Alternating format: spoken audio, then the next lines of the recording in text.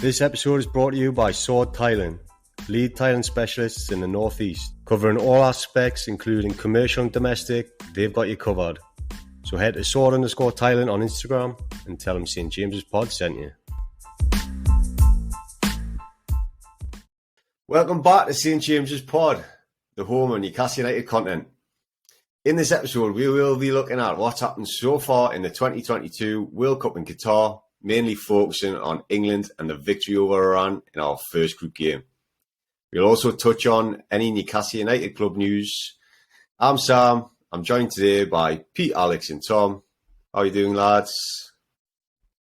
What's happening, boys? All right. All good. Good. We asked for some questions via Twitter after the last episode at St. James's Pod, for anyone who's not already given us a follow. We'll get into those towards the end of the show, so stick around. Let's get into the club news. So, the guys are on holiday at the moment. I don't know if you lads have seen through social media, etc., but Botman, Murphy and Dummett are all in Dubai. Joe Willock's gone off to New York for his basketball stuff. Miggy won another award this week, the Fans Player of the Month. Did anyone see that? Yeah, I've seen that doing the rounds. I couldn't be anyone else really, could it? That I totally deserved.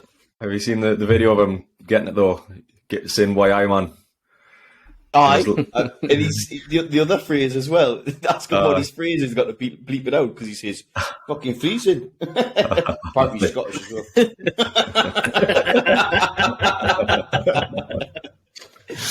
Scottish Miggy.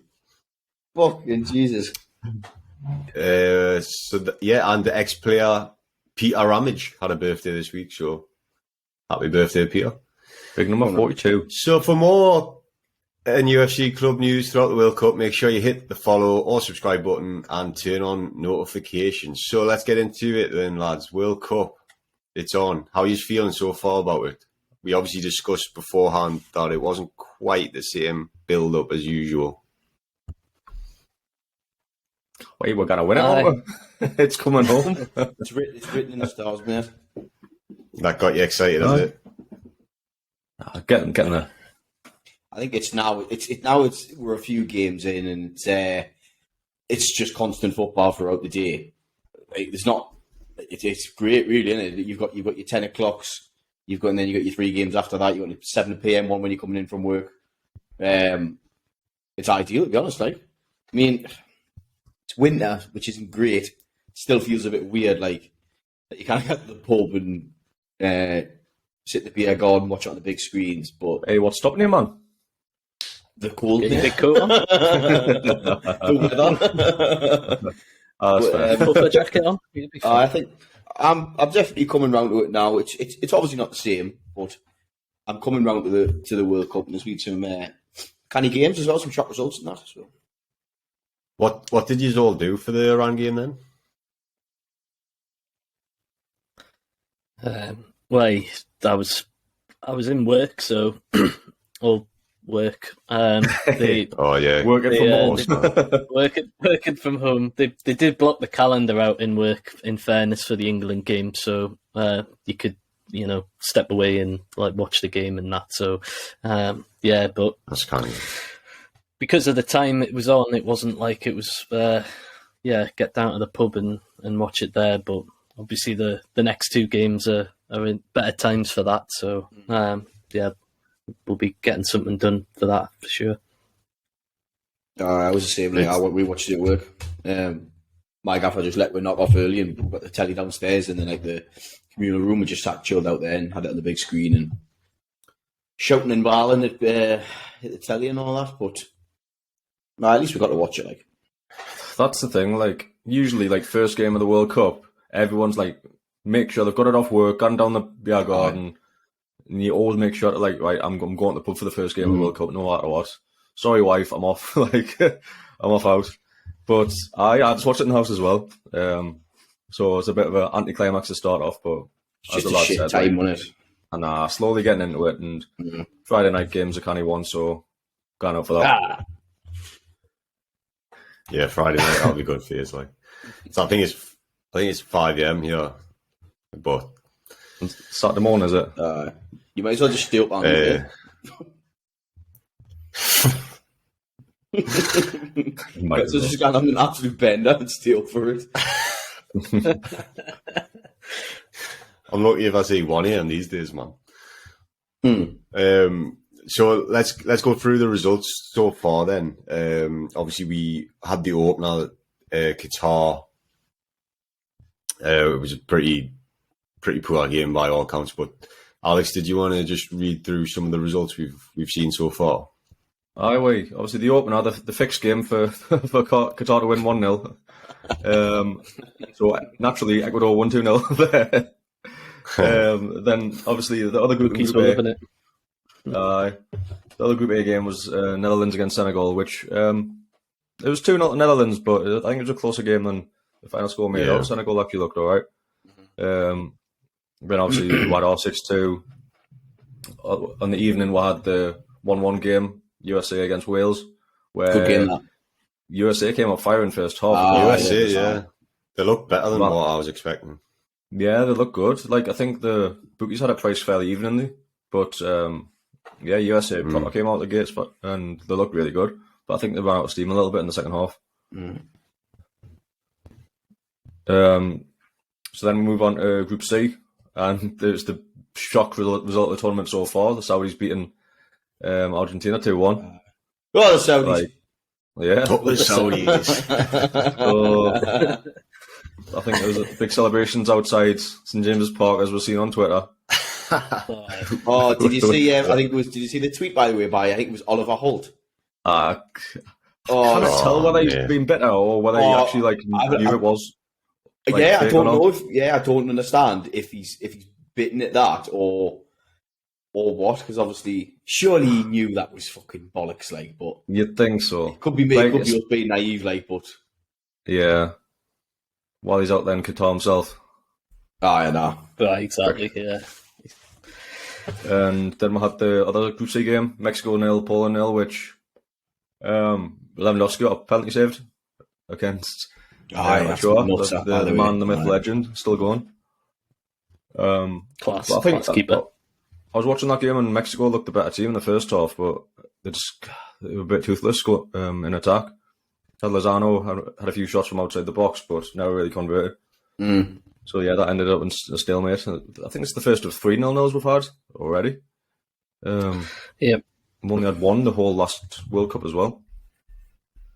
So you got Saudi Arabia. It was 1-0. 1-0, aye. I'm sure I've seen that after the third one, aye. And then you got Saudi Arabia top in the group. Was it Morocco, Croatia today? They were 0-0. Yeah. So you had got in Group D, you've got Denmark, Tunisia, which again, Tunisia looked a lot better than I thought it would. I thought that'd be a comfortable victory for Denmark. They were good value for that, for sure. I thought that. I know everybody was. I think the build-up was funny for that one because obviously the Ericsson stuff from sort of surrounded that build-up. Seeing him back at a major tournament again after the what happened at the Euros, but the way they were talking about Denmark as if they were some real dark horse surprised me a little. I know they've got a decent team, but I wouldn't have necessarily put them. I think it's from the Euros, isn't it? Because they had a good performance in the Euros, a few good performances in the Euros. A lot of people fancy them, right? To be honest, I thought it was a little bit. Well, their run in the Euros was obviously good, but obviously that was spurred on by a little bit of. Obviously, what happened to Ericsson, I think that obviously in some way got the players more motivated than they were already. But I found it just a bit odd that they were being talked up so much. And then, to be fair to Tunisia, they really played well in that game and deserved that point. Yeah, absolutely. With Denmark, there's a lot of players who you know the names. And they've played in the top 5 leagues. You've got the Dahlberg, you've got obviously Ericsson, you've got Damsgaard who signed for Brentford. But yeah, they just didn't quite put it together on the day. And I think you've got to give credit to Tunisia because they pressed high, they worked hard, and they got a result. Damsgaard was a standout player at the Euros, wasn't he? I know. I don't think he was started the game either. He was very good. We're seeing then it the a lot Group with D the game was African France, and Australia. Asian teams, aren't we? The hard work and the high press and stuff. Yeah, well, you had it with Morocco again today. They were exactly the same against Croatia, who again were, as you've mentioned about Denmark, were quite a fancied side. But yeah, like Modric had a great game and dictated all the play, but again, without Mandzukic to put them in, Yeah, they looked a bit toothless as well. Yeah, I was saying to touch you on that guys game. about the fact that these teams are from hotter countries, but you guys seem to think that the aircon's working well enough for it not to really affect. I seen a tweet. I haven't really read that much about it, but I seen a tweet. It was like someone in the crowd had taken a photo of like your DJ who's controlling all the stadium music, and he was wrapped up in a hoodie, and he looked like absolutely freezing. And it was like obviously the air, because the aircon's like it's like big cannons surrounding the stadium, blasting out aircon. So it must be doing something. Like fair play for them to installing it as well, because they could have quite easily not given it the sort of the Middle Eastern teams' advantage and stuff like that, and they don't seem to have done that. Well, judging off one photo, like, but I haven't heard. I mean, you can see the players absolutely sweating the tits off, but I haven't heard that it's unbearable. Do you know what I mean? Well, there's been no water breaks, which Exactly. Yeah, good point. There was water breaks at the Euros. Obviously, that was played during the summer in Europe, but I expected water breaks to be happening for this tournament with the temperatures we were talking about, but there hasn't been any. Like, obviously there's been multiple other stoppages, which I'm sure we'll talk about the amount of stoppage time that's been at this tournament, but no water breaks, which I was surprised with, but must be just because of how well this air conditioning's working to keep the players at normal temperatures. So the last game of yesterday was the France-Australia, which Australia took a shock lead in, but then very quickly found themselves down at half-time, and it seemed pretty plain sailing for France, I reckon, in the second half. Turned it up a bit, didn't it? Mbappe looked very, very good, mind. He looked like he was turning their full back inside out at times. Well, I was saying that, but it is only Australia. Yeah. Is, like, he is a class player. We know that, but like you say, he's turning their full back inside out. But I'd like to see it against Spain, against Germany, against us. Then I'll be like, wow. Yeah, I know Denmark, they would probably give them a bit of a better game. Sure, in previous meetings between those two, Denmark have actually had some decent results. So, I'd expect France to not have as easy ride when they play Denmark in that one. And Tunisia, to be fair, might just be a bit harder to break down. But yeah, Mbappe he just looked really silky, and in the commentary, I did hear them say, like, obviously World Cups are built on the superstar players turning up, and if they don't, then they can be a letdown. But I think we've seen there that Mbappe looks up for it, and yeah, that can only bode well for the rest of the tournament. Yeah, absolutely. Which takes you on to today, which had a few of the heavyweights playing again. I'd already mentioned the Morocco-Croatia game, which finished 0-0. And then you had Germany against Japan, which was another shock result, where Japan went 1-0 down at half-time and come back to win it 2-1. And they were absolutely deserving of the win as well. They were fantastic. Once again, the work rate was brilliant, and it didn't stop. They took their chances, and they defended like samurais at the end. It was a cracking finish at the second goal as well. Oh, right in the roof of the net. Angle. It was a good. I said to you boys yesterday that I fancied Japan to make a bit of an upset. Dawson was fuming because I didn't put a bet on, stupidly. And how, mate? But I know it's always the case, man. They got good odds as well. If I'd have put the bet on, mate, it wouldn't have come in. So, do you know what I mean? Classic. But I don't know. I was just just a little bit of a sneaky feeling that they'd be a bit underrated. Well, that takes one perfectly to your other predicted upset, which was Spain-Costa Rica, where Spain won 7-0. I'd actually put a quid on us. I put a quid on Costa Rica to win it 2-1, just in case. You lost that very quickly then. But yeah, Spain, like, I think there was a stat like that I heard that it was the first time a team hadn't had one shot in a game in like quite a lot of World Cups. Costa Rica didn't have one shot. It's been an unusual thing. They've got a man up front, mate. What do you expect? Hi.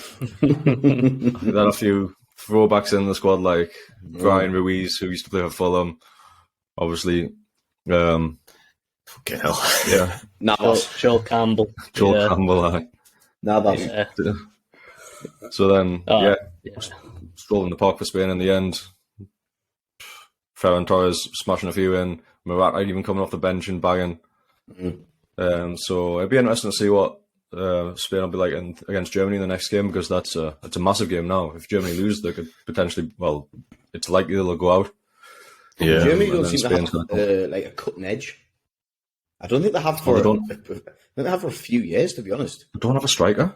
Well, that's it. Strikers, real struggle. Like that cutting edge and that like fire. They don't seem to have it. Whereas like Spain have got a lot of flair. So it will be interesting to see. I can see Spain coming out on top, like. Yeah, I do as well. I think Spain and Germany both don't really have an out-and-out striker. I know Morata came off the bench and he would be classed as an out-and-out striker, but they started the game.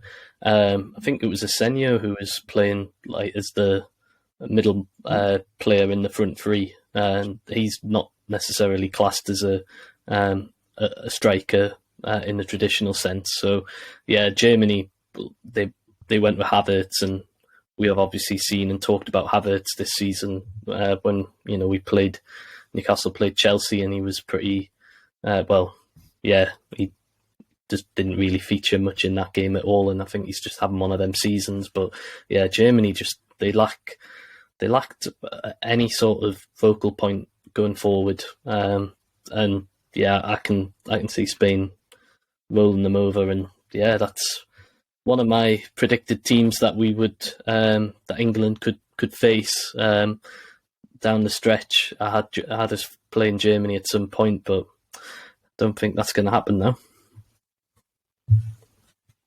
Yep, which takes it to the last game in the group. And just to timestamp this is Wednesday night, so we're 60 minutes into the Belgium-Canada game, and Belgium are 1-0 up.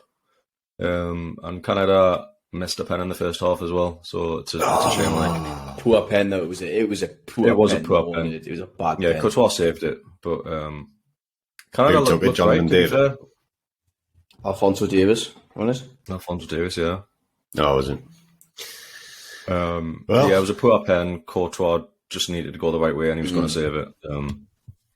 But yeah, Canada have looked bright, and you've obviously got Vertonghen and Alderweireld centre halves for Belgium, and they look susceptible at the back. Like, I'm sure they're about 35 and 37 between like each. Canada have had chances. Plus, you've got the concert Guardiola in charge of them, mate. Concert Guardiola. Aye, a lad from Durham taking control of the Canada national team. So yeah, that rounds up the games that we've had so far, and we've got the last round of games in Group G and H tomorrow, which I think it's probably one of the best days of games that we're going to get yet. We've got Switzerland, Cameroon, we've got Uruguay, South Korea, we've got Portugal, Ghana, and we've got Brazil, Serbia, which I think... Looking forward to seeing Brazil, like. Some fantastic games there, yeah. I've got Brazil to win. I've got Brazil to win it, like. But, I mean, you're just going off paper, really, aren't you? So you've got to see how they perform. I mean, Christ, Argentina was second favourites, you know what happened there? So, Serbia are no mugs either. So exactly, mate. Exactly, they'll make it a tough game. Like, It'll be a hard Absolutely. game. There'll be a battle. Oh yeah, Mitro will be up for it for sure. There'll be some. I think there'll be some. I'm going to get on the yellow card betting there. Like there could be some yellow cards flying out there. Like, Aye. 100%. is Mitro injured though? Right. Just quickly, Uh, because he has been at Fulham. He's had quite a recurring injury. It was an ankle injury, wasn't it? I don't know if he's fit enough for Serbs. I'm sure he's back. I'm sure he's is he? back. I've not fit again. heard that he's out. I wasn't sure. so- No, Yeah. I wasn't sure. I'm trying to think if he played the last game for Fulham before the break, but Don't think he did. I'm positive he didn't. did he not? I If know I'd he already did, taken him out of he- the fantasy team by then.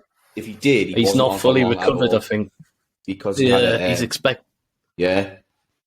Yeah, I'm reading he's expected to be on the bench, and that they're going to go with Oh, either Luka Jovic and, well, I think maybe both. I think they played it with two strikers, Luka Jovic and Dusan Vlahovic, and I'm quite looking forward to seeing Vlahovic because he's started the season quite well for Juve, and obviously a lot of people have talked about him being a big star. So yeah, obviously no Mitro from the start, but I'm pretty sure he'd be desperate to get on. Yeah.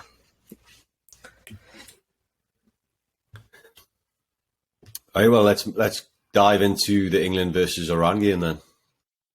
Let's start with the lineups because obviously there was a lot of debate before the game, before the tournament, who Gareth Southgate would pick. There was a lot of talk about the likes of Harry Maguire, Phillips in the centre of the park. Was he going to get in even though he hadn't had any minutes in the Premier League? Well, about 20 minutes. 20 minutes, all right. So what were your feelings when you saw the lineup? Obviously, Pope misses out. Pickford's in there, kind of expected, but Trippier makes a start. Yeah. I think the only I wouldn't even say surprise. I just thought Foden might have got in ahead of Saka. Saka's been playing well. Yeah. He's scoring goals. Not that he's doing anything wrong. I just thought Foden might have been their preferred choice. Obviously, glad he wasn't. Saka bagged 2 goals. So, there wasn't really any big surprises, to be honest. Pickford was always going to start as number 1. He's had a few decent games recently for Everton, I think, hasn't he, towards the back end of the season. But it's quite predictable, really, Southgate, isn't he? So, it was not really any surprises for me. Yeah, it seemed like a pretty solid back four that we were kind of expecting. Maguire and Stones, although I know Maguire on form, people were going to question whether or not he would get a start, but I think Plays of well for the England, though, doesn't he? options, exactly, the options we have taken with us, and the fact that he seems to he's like Jekyll and Hyde, like he's a completely different beast when he comes to putting an England shirt on.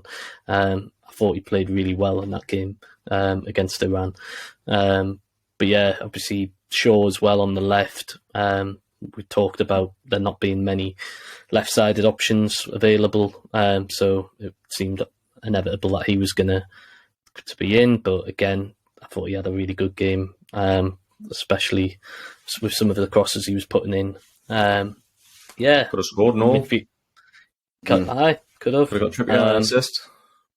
Yeah, the midfield was pretty spot on, and obviously the forwards were all firing. Obviously, apart from Harry Kane, but obviously the link-up play that Kane brings, which we've seen him do with Spurs quite a lot in the last few years, of him dropping deep and linking play up to the wide players.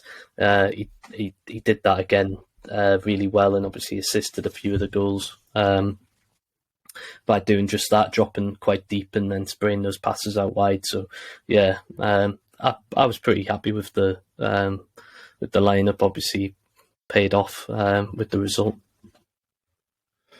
Yeah, I think I'd agree with you that it was what you'd expect from Southgate, although players like Maguire, Mount, Shaw, Sterling even, who may not be in like great form for the clubs, who's like his favourites and who came into the squad where if you were to ask a lot of people who their preferred 11 was, I think those 4 wouldn't have been in a lot of squads. As you said, Pagey, Foden coming off the left, I think a lot of people wanted to see him start. Obviously, at left back, there was talk about Trippier going there again, like he did in the previous tournament. With Mount, you were talking about maybe, I don't know, someone else playing in the centre midfield, even like Foden dropping in there, to be honest. And Maguire, that's what I was thinking. I think. Yeah, I think the likes of Eric Dyer, I think could have easily started in centre half position. Considering Maguire's started, I think, 2 games for Man United this season. But as we all seem to happen with Maguire, with Southgate at tournaments, he puts out a lineup, everyone complains, and then we'll smash it. So you couldn't really complain going off that first game. I don't think. Maguire had a good game, to be fair. I thought he was very solid. He could have scored as well, hit the bar for a cracking header. So he, I was quite happy with Maguire. Like, there was one big moment with Maguire that we'll come on to a bit later, but for me, I think the most positive thing was that he went for a back 4, because there was still debate about whether he was going to go for a back 3, back 5, whatever you want to call it. And he went for the back 4, which meant that we're way more attacking than we sometimes are. But yeah, I think it was a good start lineup. Obviously, really happy Jude Bellingham got in there. There was some debate whether he would get a start or not. Obviously, kind of the other only real options for him due to the squad he's picked and the fact that Maddison's injured, or I don't think he was quite fit enough to play this one. He hasn't trained in any sessions, I don't think. Yeah, I don't think he's ready. Hopefully, he's ready for the US. Have you heard anything on that? Or just about this morning. It came out this morning. A few players of the club. Obviously, we heard that you'll probably want to go on to this a bit later. But Harry Kane had a scan this morning. It came back that he's fine, and it was just precaution. Callum Wilson was. We know what Callum Wilson's like. I think they tried to make a headline out of nothing.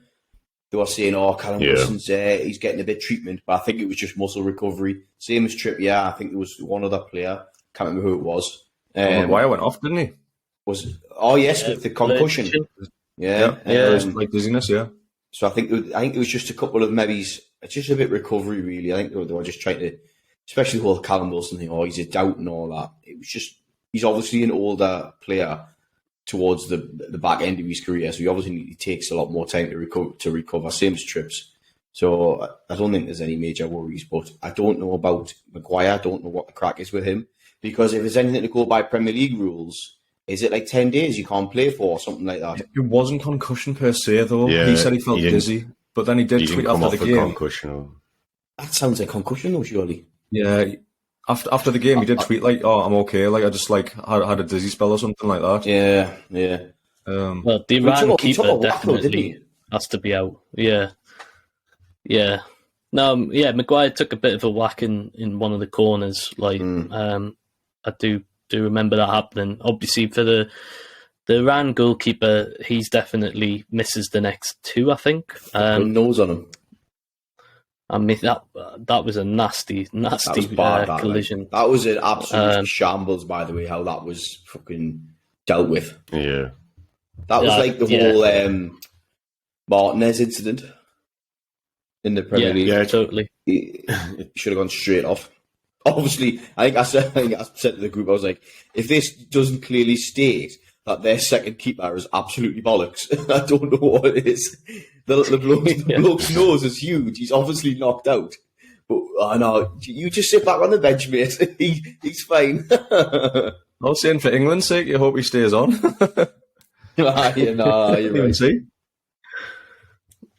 Yeah, it's a joke of a decision to if like 4 idiots like us that can tell that you should definitely be going off. Like, what the fuck are the doctors doing? Like, yeah, exactly. It was a state off the field. I don't know what they Did you might see have different when- rules in Iran for their concussion in the league. Whatever. Yeah, but it's FIFA rules. It doesn't Oh matter. yeah, exactly. But It's the not whole in league. because it was obviously there. It was like Iran's physios, Iran's Yeah. medical staff. They might be like, "Oh, are you fine? Crack on." You know what I mean? No. Well, they did. I clearly did. That's exactly what they did. Just Did you see the captain put just the water on the face? launch water into his face? Yeah, that's great. What was that? Is it the same wake up?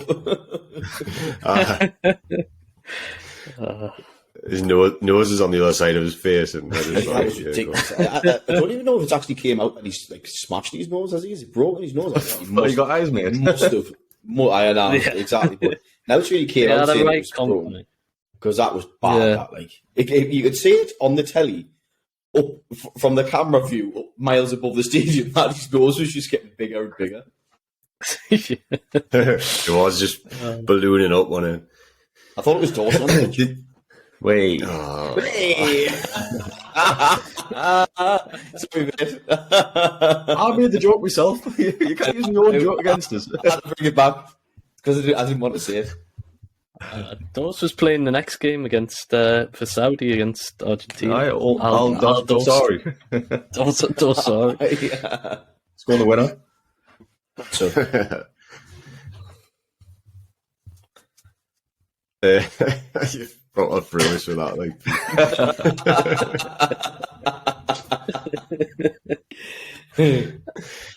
What did you make of Shiro's comments regarding the substitution rules, where he's talking about you should be allowed like a temporary sub?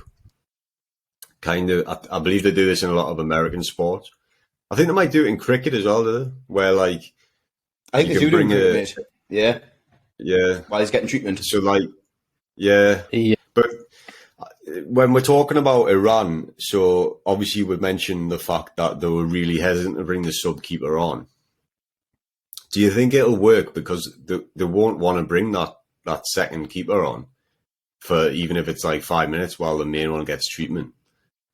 So can you see that working? Can you see that being something that gets introduced into What, like, a temporary sub? Yeah, so like obviously, I think what Chiro was saying is they can come on just while so that we don't have this long stoppages. So Yeah, the I know what you player mean. who's down comes off, gets his treatment, and then as soon as he's ready to go, he comes back on, and it just doesn't count as a substitute. I see the point, and obviously it's for the benefit of the game, trying to keep the flow of the game going. But I just don't think, from a player's or manager's perspective, that they want to have the messing about with like. Imagine if you had, say, it was an outfield player, and you didn't have a like-for-like substitute that you could temporarily bring on for one of your players, and you then have to adjust your tactics and system just for 5 minutes or whatever it is to see how this other player is going to be, if he's going to be fit enough to come back on. I don't feel like it would. I don't know. Something about it just doesn't seem like it would be potentially fair. Like for Is this teams purely for in that concussions you're situation. talking about? I believe so, yeah. I was going to say because it wouldn't work for normal injuries, like because it would be an advantage. I think it will. I think it'll get brought in eventually because it's all about safety. It's all about player safety and stuff now. So I think it will, because if it'll give plenty time for the physios and the medics to monitor how the player who's been concussed or hit on the head, whatever, plenty time for them to monitor it, to do their own assessment, rather than just a quick, "Oh, are you okay? What's wrong?" Like, and then they've got to make that decision.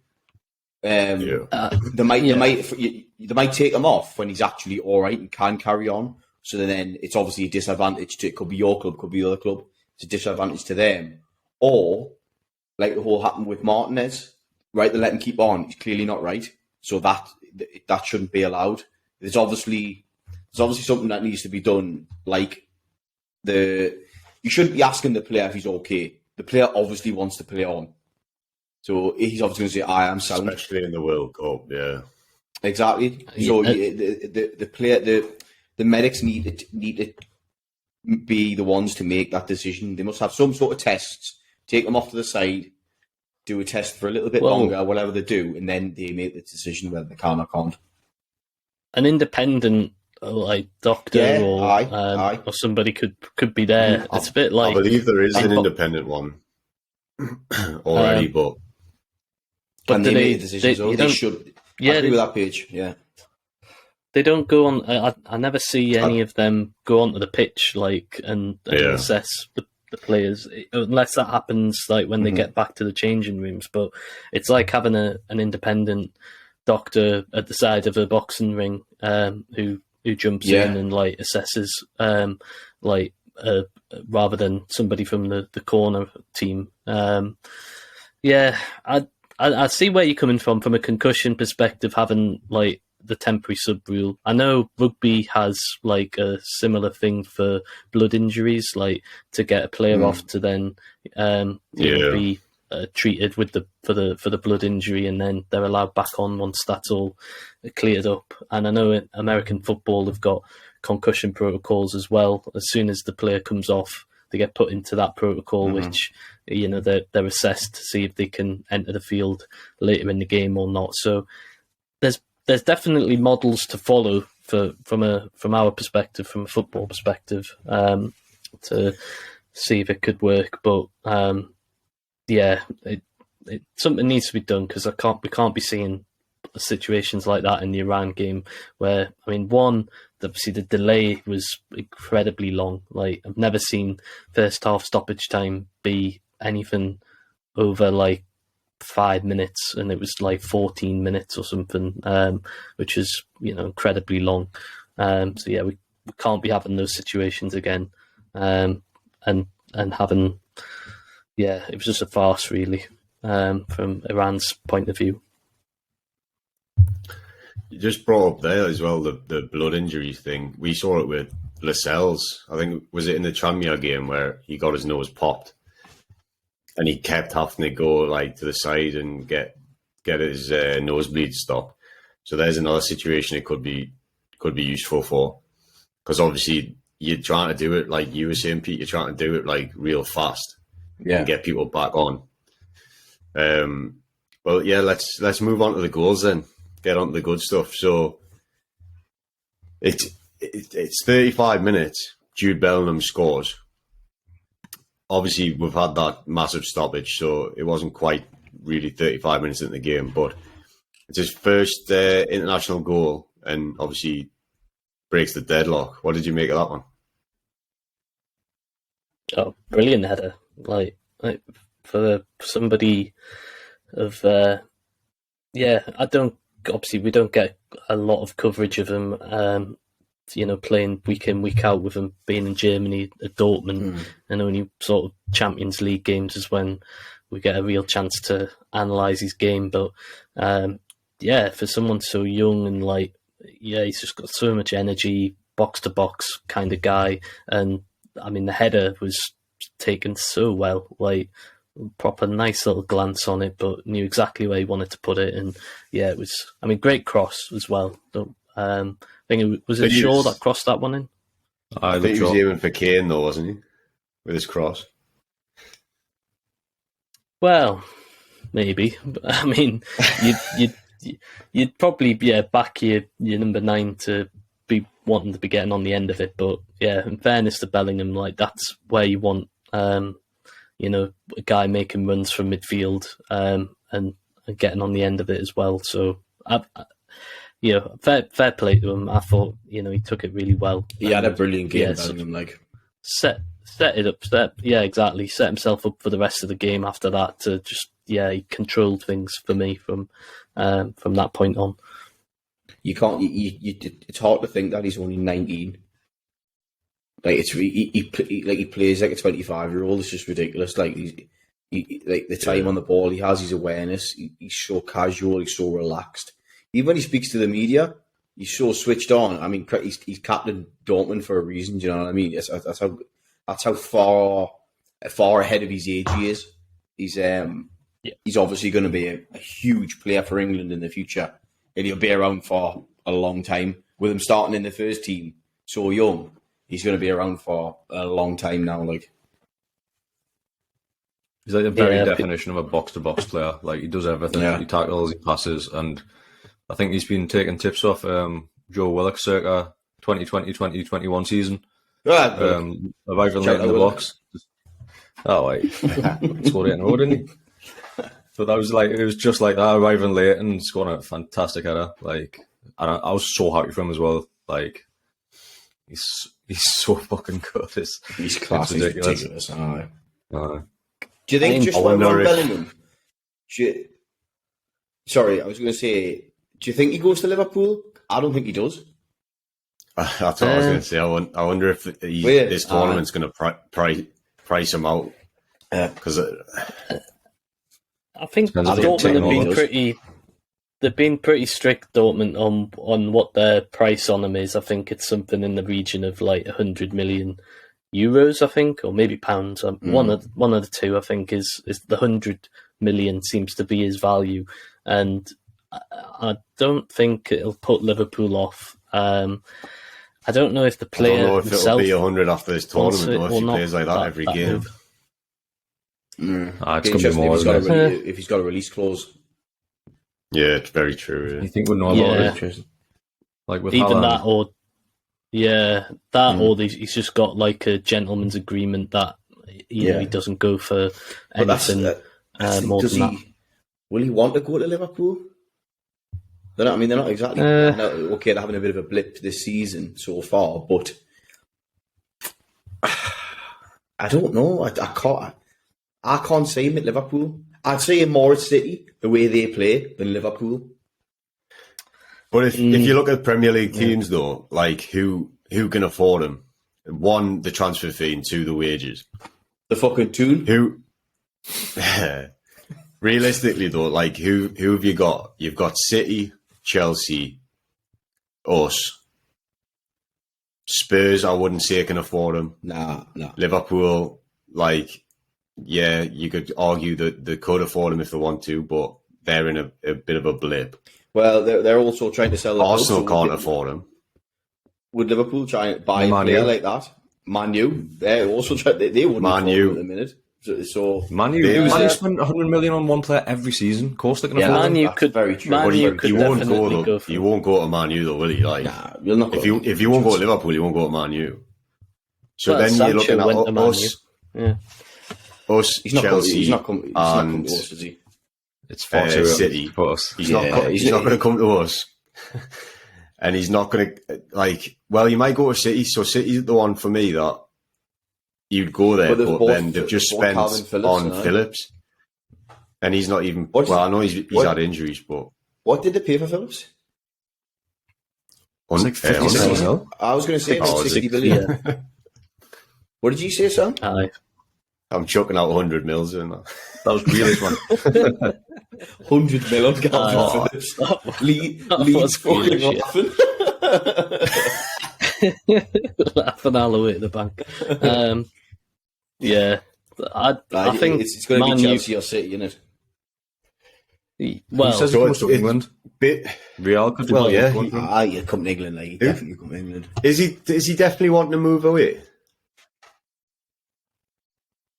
I think it looks like it's going to happen this summer that he's going to move to You a can only go so far Oh. at Dortmund. Like, to a club. well, unless Because if he does one more season, but, if he does one more season at Dortmund, we could be in there. Champions League football. we could. Mm. We could. I don't think we'd spunk that money on a player. I know he's young. If it was He's Bellingham. fantastic. That's it. Though, but Yeah. Would we go and blast 100 million on a player 3 years?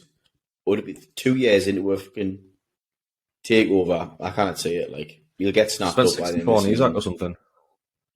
Yeah, we did, but it's still another 40 million. Like, It just depends because if I we guarantee we will be linked to him 100%, but I Oh, don't yeah. think we'll be in for him. I don't think. I think we'd have to get Champions League football first to like guarantee Yes, that extra income coming in, basically. yeah, And I he think won't we would have guarantee to as well. get Champions League this season and then get it again next season, so that we're like really cemented as a Champions League team. Yeah, it's not We're getting that revenue, and then I think by then the purse strings might loosen a bit, because you got to think as well. We've got you've seen these little sponsorships coming in like Monster and Noom. Saudi Air. Well, yeah, Noom's quite a decent one though, isn't it? 7.5 mil. Aye. Yeah. Isn't that like the Saudi Amazon or something? No idea what it is. I'm sure I read that somewhere. Is, or like eBay or something like that. Something like that, aye. But come 2 years' time, we should have a massive major shirt sponsor, and if we're getting Champions League football, and even with the Saudis doing, like, if they do bits in this tournament, get through the group stage, if Saudi, like, an international team can do stuff and promote, like, just football in general in their country, it's going to do bits for Saudi supporters wearing tune tops at the World Cup. No. There's a few kick. There was a video of one. I think he was like something. There was a video of one bloke. He was from Saudi and he was talking to the Qataris. He had the blue away top on, and he was like I think he was like a mayor of a city or something like that. I can't remember what he was. He had some role, and he was talking to the Qataris about, well, God knows what. But I stood there and he's true away top. He bloke's about knocking on 60 year old as well. Like, he's just stood there in a tube top. Proper class. But also, by the way, we've got a little bit of, just going slightly off topic, we're all plastered all over Sky as well, weren't we? During the pod. It's just pod. But no, it was all to do with, I mean, don't get us wrong, it was all to do with the Saudis getting involved in football and Amnesty International and all that. But hey, no publicity is bad publicity. You'd never used to say that.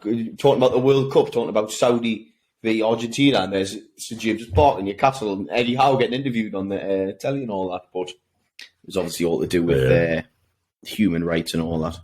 You know, when it suits. Well, we managed to get through one goal before we started talking about the tune. So, pod, mate. That's it. So, I wouldn't mind getting Saka on the tune either.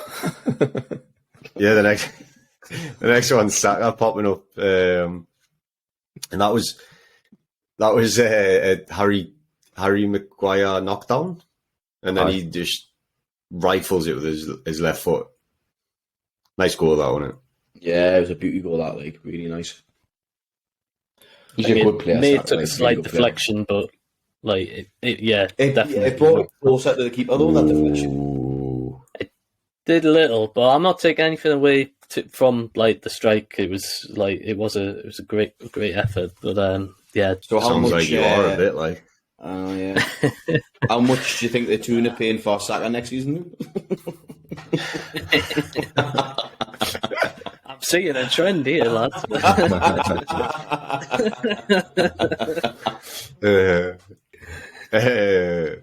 Well, one player will not be buying for sure is Raheem Sterling. He gets the next goal. That was a nice bit of play, wasn't it? Like Harry Kane's cross. Well, it was Bellingham who started it, actually. Does really well, plays it out to Kane, and then his cross, and then it's like outside of his right foot. Sterling puts it away. It was kind of like the Sterling of old, wasn't it? I got the run on the defender perfectly and timed it to perfection. But yeah, it was from the angle and obviously at the near post, trying to beat the keeper there. It's obviously going to be tough, but by that point they had their second string guy on, so anything was going in at this point. But yeah, it was no, it was nice. No, it was good play. Like it was just obviously we deserved a comfortable lead at half time, I felt, and that obviously just put the icing on the cake in the first half to get that one from Sterling. Yeah, so we go in 3-0 half time and come out. It took a little while to get going again, but then Saka gets his second at about the hour mark. And with that one, the defence just let him as much time as he wants. Just perfectly prop it up onto his left foot. I think they'd almost given up the defence by this point, had they? That's what it seemed like. Like we came out and like we didn't seem to have much urgency in the second half. Like we were passing it about like the defence side by side, and they didn't seem interested either. So yeah, it did seem the case on the goal as well that they had half given up already at 3-0. But it does, again, don't take away anything from Saka. It was still a great finish, like 100%. And yeah, then we're just in full control 4-0 by that point. Well, it didn't take them long though after that goal to pull one back. I think this is the point where I wanted to bring up Harry Maguire, because I'm pretty sure doesn't he just get like he gets absolutely done, just totally leaves his man, Mm-hmm. and then it's straight after they score, which just before we get on to Maguire, it's a decent goal by Iran, isn't it? Yeah, it is. That Taremi or whatever his name is. He's probably one of the like more recognisable guys because he's been scoring in the Champions League with Porto.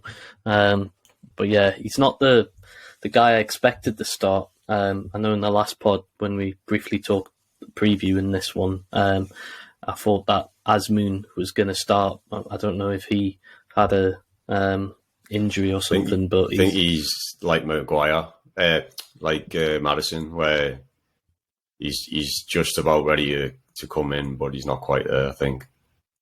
Yeah, I mentioned in the last one I was watching it with my Iranian neighbour, which got quite awkward towards the end.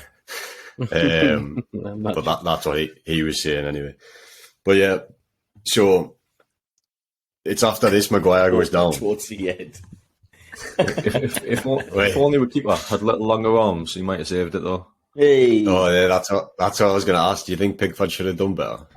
Like genuinely, do you think Nick Pope saves that? I think he might have tipped it over the ball. Like obviously, like I think if Pickford just He gets about something on it. Yeah. But when we've seen so many times this season, those like shots from close quarters where like even the Haaland one against City, like you can make the saves from real close range, and like obviously you can never say, but you could well have got a stronger hand on that or a longer arm on that. That's right.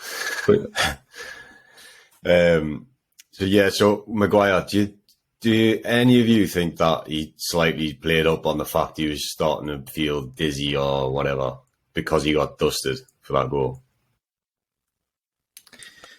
I don't think he didn't really did. think it that way. No, I don't think he looked. You're all saying how well he played, but he got nervous. He did get it. Fuck me, we don't know how slow he is. Like Jesus, he can't turn. He always gets done. Like, you know what I mean? He's not quick at all. But when he came off, I was genuinely thinking he looked like shit. That's before he got the injury. But no, when he was walking off the pitch, I was thinking he just didn't look right. I think he looked. It was too much to say, oh, he's just bottled this year. I mean, you can't exactly bottle it, can you? But you know what I mean? Like, oh, he's blaming it on his little injury. I thought he was genuinely a bit off it after that knock. Yeah. Well, the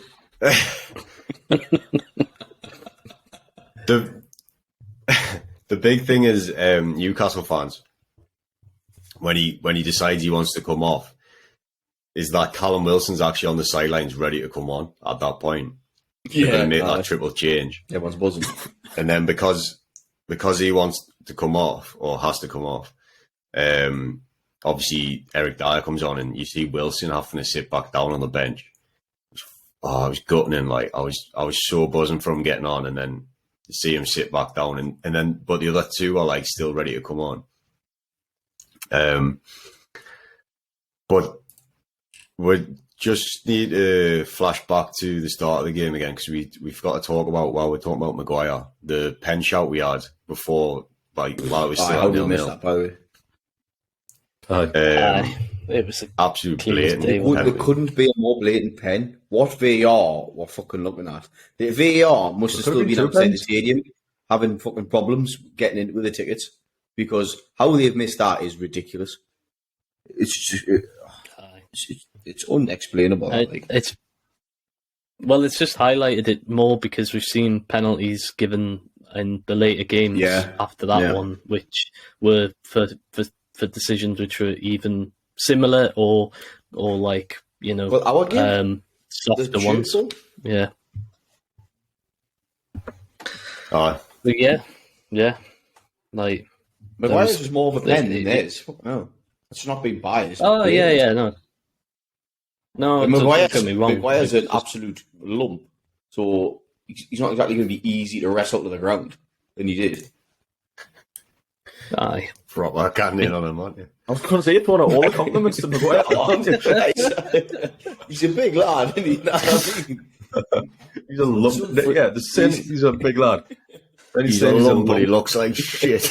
he's just a lump of shit. You may as well say he's a lump of shit. Well, I hope he doesn't hear this. At the time, I thought potentially the reason I hadn't give it is because the ball wasn't necessarily going to go anywhere like close to Maguire, which I know shouldn't technically mean that it's not a foul, because it's, you know, you do that on anywhere else on the pitch, just randomly off the ball, it's a foul. But we'll get on to obviously later why that inconsistency comes in and why that it doesn't really make sense.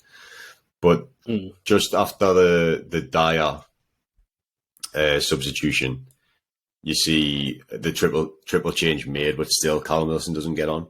So it's Grealish. Well, I think Dyer came on slightly earlier, didn't he? Grealish, Foden, Rashford, and Dyer came on at the same time. And then Rashford got straight into the action, didn't he, with his goal? 40 seconds or something like that? Straight after coming on. 3 touches, I think it was, yeah.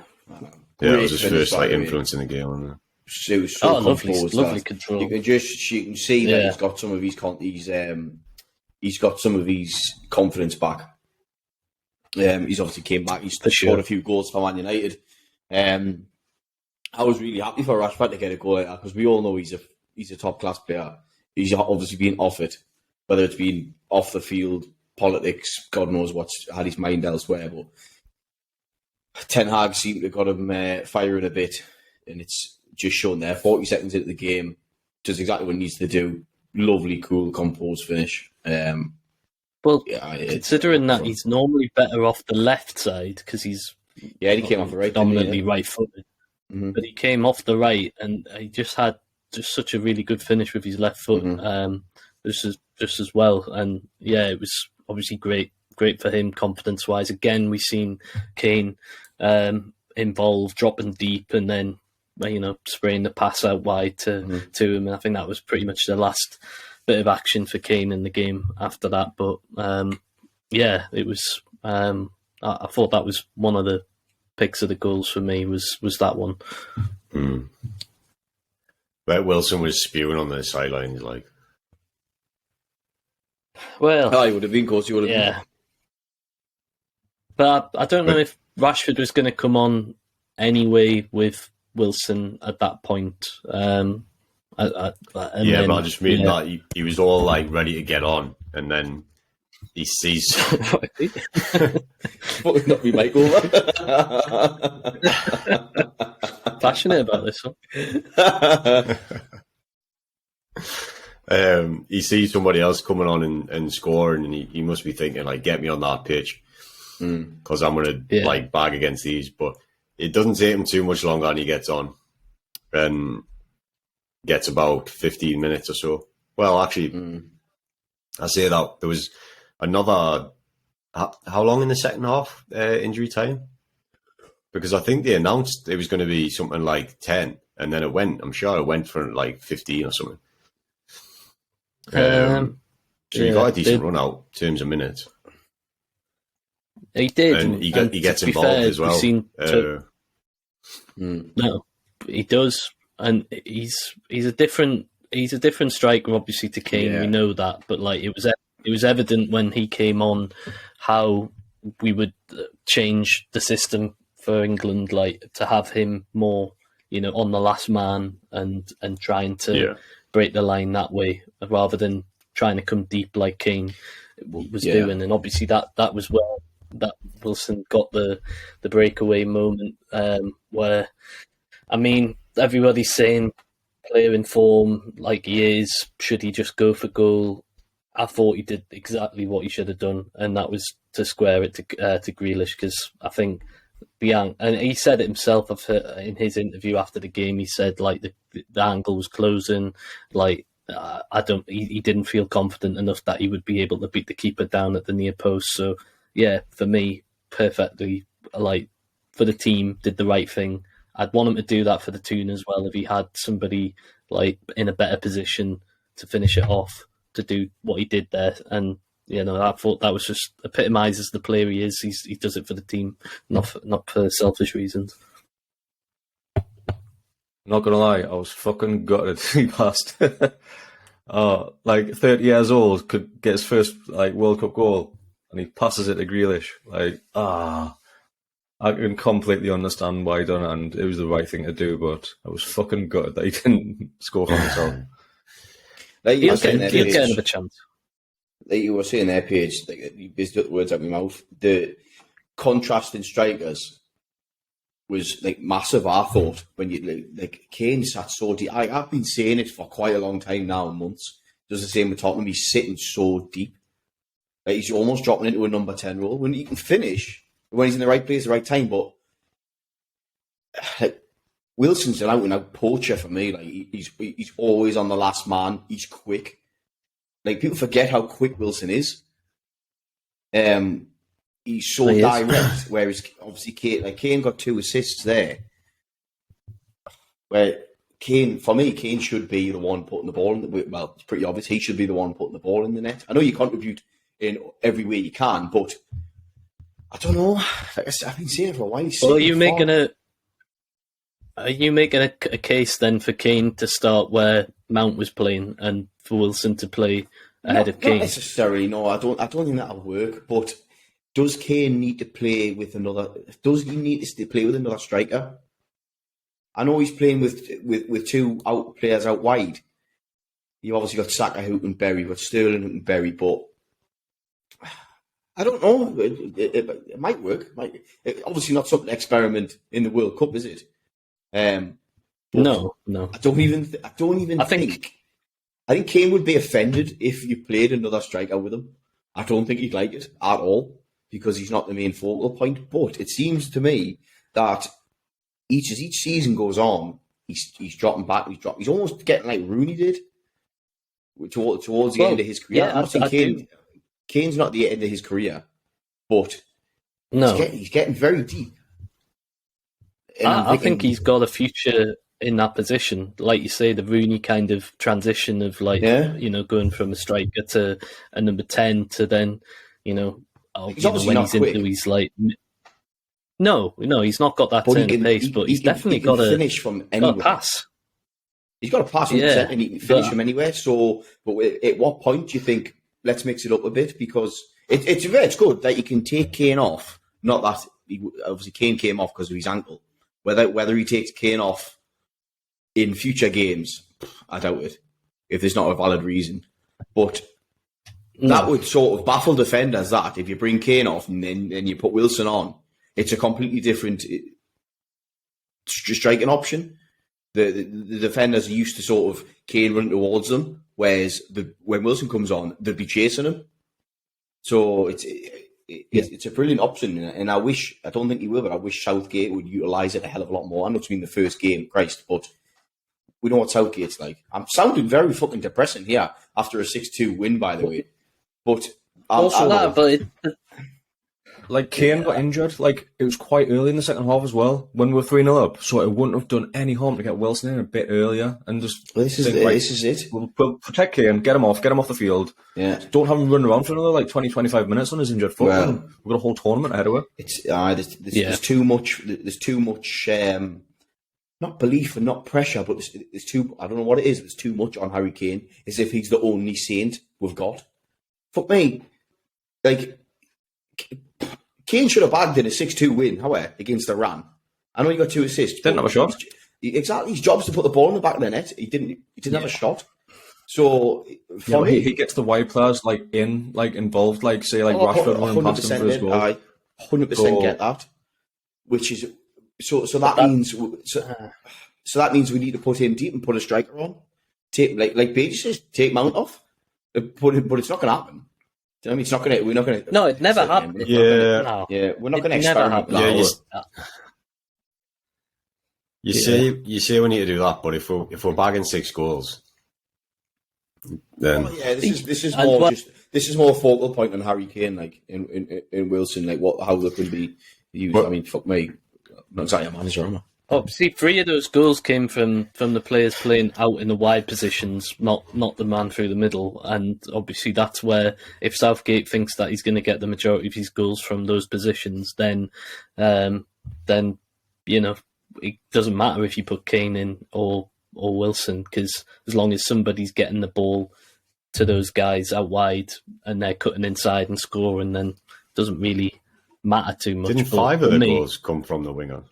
Oh, yeah, as well, yeah. So 5. Yeah. Obviously, Rashford as well coming on and scoring. So yeah, Saka got 2, Sterling 1. Yeah, and then Rashford and Grealish. So yeah, the goals are coming from there. Then Wilson could be playing through the middle and chipping in if Kane isn't going to be chipping in. But he is, obviously, because he assisted 2 of the goals. So it's a bit of a weird one for sure. With you talking about Kane as well, not wanting to play with somebody up top, I'm pretty sure this season Spurs have set up in a few games with 2 up top, as in Son and Kane. I think it's when they go. Yeah, but Kulusevski and Richarlison. He is doing it, so I don't think he'd have any issue playing 2 up top. Especially with somebody like Wilson who plays on the last man. He's very, very different, as you say.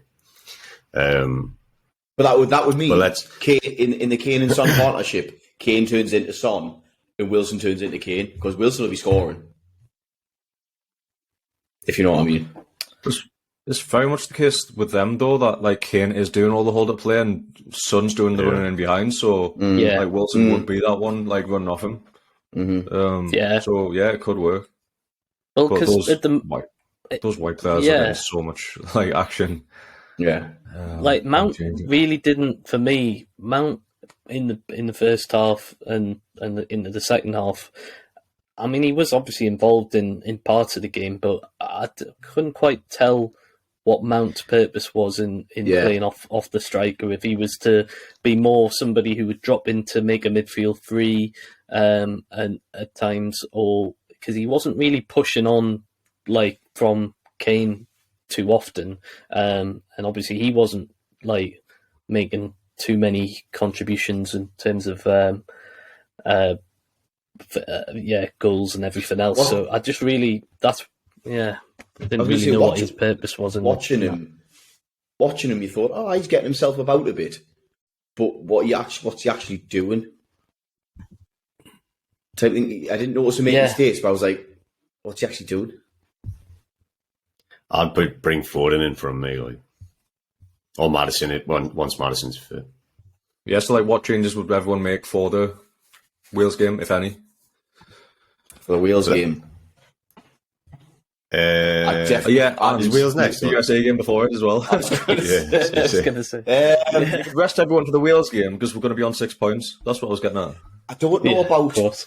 I think we need to be a lot more. There's not much we can do with defence, but I would be a lot more cautious of Luke Shaw bombing forward, because he does not have the legs to get back against a very sharp, fiery USA team. They could catch us out, no problem, on the counter. I think, especially on the right wing side. That's it, man. With the Yedlin, good out Yedlin. But I mean, I think Declan Rice just needs to make sure he's covering, though, doesn't he? As long as Rice is covering, and I mean, you're right though. He doesn't have the legs to get back. That's it. I mean, we played Iran. Okay, you've got to go out and you've got to be attacking. It's going to be a lot different playing USA. They do have some class players, so I think we need to take that into consideration. We need to not get carried away. It's not the USA of old times where they're not very good and stuff like that. They can play football, and we need to be cautious of that. I think we need to. I'm trying to think, I don't even know. I don't know what change. I don't even think you'll make any changes, mate. To be honest, I don't think you will. But if it was me, I'd bring Foden in for Mason Mount, and that would be it. I think. But yeah, and you're saying that on the basis that Foden would be able to impact the game more with goals, or yeah. What about Conor Gallagher? No, I can get on board with that. Fuck I don't know. Well, you can't take Bellingham He'll out. be in the squad, Gallagher. Yeah. Or you think you're playing him instead of Mount? Or? Yeah. Not that I'm saying Mount should be dropped. He didn't necessarily do anything wrong. But just to change it up a bit. Yeah, I've got Foden, but I don't know if Gallagher plays that role, or does he? Well, he did in the last game for Chelsea against us. He did play as alongside Mount in the attacking midfield position. So he has played there before, but in terms of where I would best see him, it would be centre midfield. But you can't, obviously, Bellingham and Rice at the moment, you got to stick with that pair. So, I can't see Gallagher coming in there. I think Foden's the likely natural choice, or Grealish potentially, to play in that role. I think the other one for me that I'd look at changing is Sterling, which a lot of people probably don't agree with, but for me, he's past his best. But when you're coming up against what you could argue is a tougher team, I don't know if you need his experience. And he does seem to turn up for England. Well, that's what I was going to say, is the only other option I can really think of is Rashford, which obviously he did score a great goal, but from the start, I don't know, I'd probably just stick with Sterling. I think I'd stick with Sterling. Like when it's there for him, he does the business. I don't think we're seeing it as much this season being at Chelsea. We've had this discussion before where Chelsea on City, where they don't create all that many chances, so he doesn't put them away. But I think when the chances there, Sterling can finish. Like I wouldn't drop him personally. No, I wouldn't either. I think it's maybe a bit harsh to say he's past his best because he's still pretty young. But he's. Yeah, but you can be past your best at a young age, can't you? Like, you've seen players... You're saying he peaked too early then? No, he just peaked earlier than usual, I'd say. Yeah. You think, if we're playing USA, think of the likes of Freddie Adu. Fucking... he was class when he was like 16, and then he beat it off by the time he turned 20, didn't he? Yeah. Just before we get too far on the next game, we do just need to mention that Iran did score a second. They scored a penalty. I think it was the last kick of the game on it. And actually, we do need to discuss that penalty because it was the Stones shirt pull, which obviously, Pete, you mentioned earlier, we didn't get given a penalty because apparently, as in Newcastle, didn't get given a penalty because apparently the shirt pull wasn't, what was it, like, consistent enough or something, like a long enough pull. And then you compare it to the Maguire shout at the start of the game, where he basically gets wrestled to the ground. England didn't get a penalty for that. So, did you feel hard done by when you saw that given to Iran, or were you kind of just like, that one is a pen, and it's 6-1 at this point, so it doesn't really matter? I'm just glad that it didn't mean anything. We'd already had the game won. The group probably isn't going to come down to goal difference. Yeah. It's just the inconsistency. Like, it's just, we should have had a stone wall in the first half, and then that gets given. It's a bit more bitter pill to swallow. You can't even say if you give one, you've got to give the other, and if you don't, you can't give the other, because ours was a fucking blatant pen. You can't say, well, if you haven't given that, you're that, because you should have given that, hands down. Yeah, because they were quite different, weren't they? I mean, one thing we got to remember is that obviously with a World Cup, you've got referees coming from all over the world, different and different standards, and I know they're supposed to all abide by the same rules, which is set, across the game and everything else. Mate, but, can't even do that in our country for the Prem. No, I know they can't. So what I'm trying to say is that it's like things that we're looking at from a Premier League lens may be slightly different for some of these referees that are coming in from other parts of the world. But I think they're definitely trying to make the game flow a bit more. I think that a bit like in the Premier League, I think that rule is kind of trickled down, and that they're trying to crack down on all the niggly fouls and constant blowing up for free kicks and whatnot. But some of the bigger VAR issues are still rearing their heads, and and decisions like that penalty and at the end and not giving the one at the start, that's still obviously a big problem. So yeah, but I think that would be my. It's more with VAR still, though, doesn't it, than the referee himself. I actually thought the ref was decent, but VAR is the one that's given the inconsistencies. But let's not dwell on it for too long, because obviously it was a great win, and it didn't end up affecting the result, and hopefully it won't affect us getting through the group. But just on that point, how have your feelings towards England changed after that game?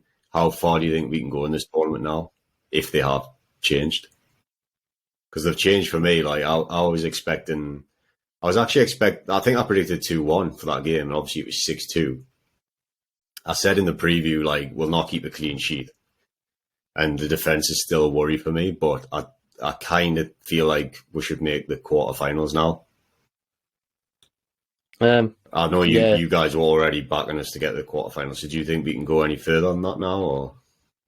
Or I've backed us to go further than the quarters, and I'm pretty confident that we'll do that, and not just on the basis of this game, but that was before. Obviously, this cemented it. I thought we just played really, a great style of football. It was very much attacking. There's obviously a few little things we need to iron out a bit. I think even Trippier, we haven't mentioned that he had probably one of his poorer games for England. I felt at times. Passing wise, he was sloppy, wasn't he? But he was defensively, he was solid. No, he's solid defensively. Never looked like he was going to get beaten down his side. But yeah, I think he even admitted it himself that he was a bit sloppy. Yeah. And those things will, I think, iron themselves out as the games go on. But no, I think it only cemented my feelings that we're going to go far in this tournament. But we're going to get at least to the quarters. But I'm saying further than that. Are you going to put your balls on the line and say a round, or? No, I did say, I think in the preview, that I think we could get the final. Then you put wife,